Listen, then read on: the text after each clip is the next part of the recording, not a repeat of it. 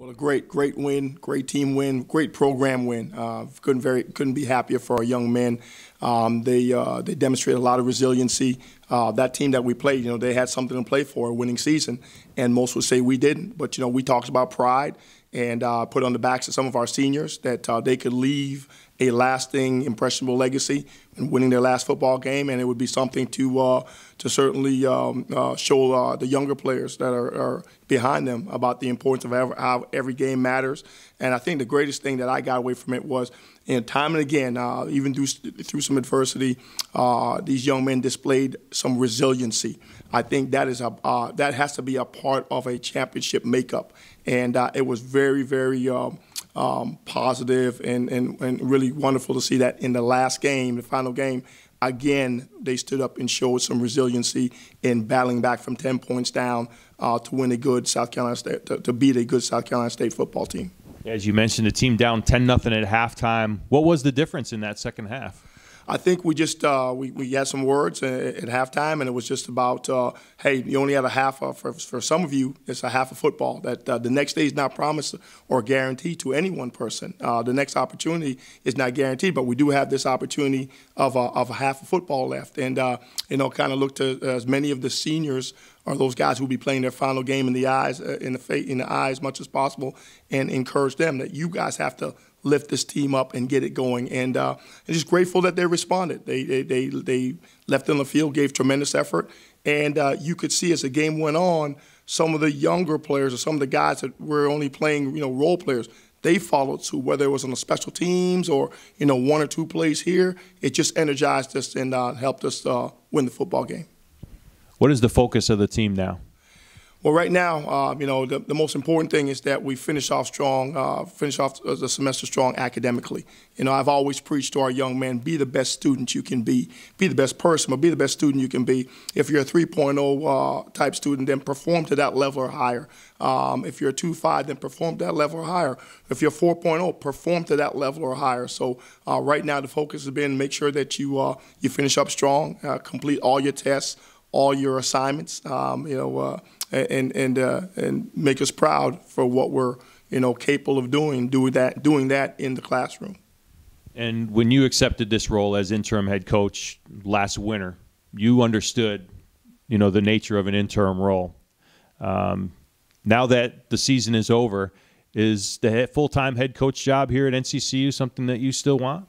Absolutely, 100%. I know I was just grinning to myself just the other day as I'm preparing for possible interview opportunities for this job. I'm actually doing the job, and I love every minute of it. And it's been great for me from a growth standpoint. It has really opened my eyes, and if I didn't know before, which I thought I did, I know now about one of my calls in life. I feel is to mentor young men, to help them grow up, and not just develop football players on the field, but develop young men off the field, give them direction and guidance, and feel it's like my calling. This past season is just really substantiated that, and has motivated me even more to pursue this opportunity and this endeavor. What is it that you've done this season that you feel you put yourself in a position for this job? Well, we've had some ups and downs. Things didn't really all go, according to the plan like we would like. But I thought the main thing that I was looking to do was to work on each and every one of the young men in our programs. Character is big for me. I thought we laid a solid foundation. There's an old African proverb that states that your character is like smoke; it cannot be contained.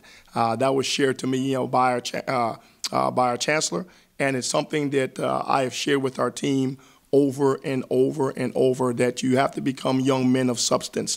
I really, really believe in that your academic is key to success for life after football. We really talked about that. We did a lot of, we did some team building, team chemistry things. And I think that really, I think that spilled over onto the field.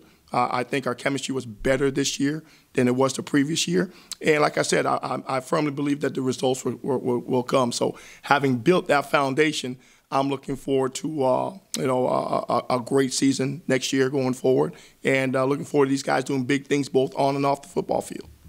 as you look forward, can you kind of share some of your vision for what this North Carolina Central football program can be?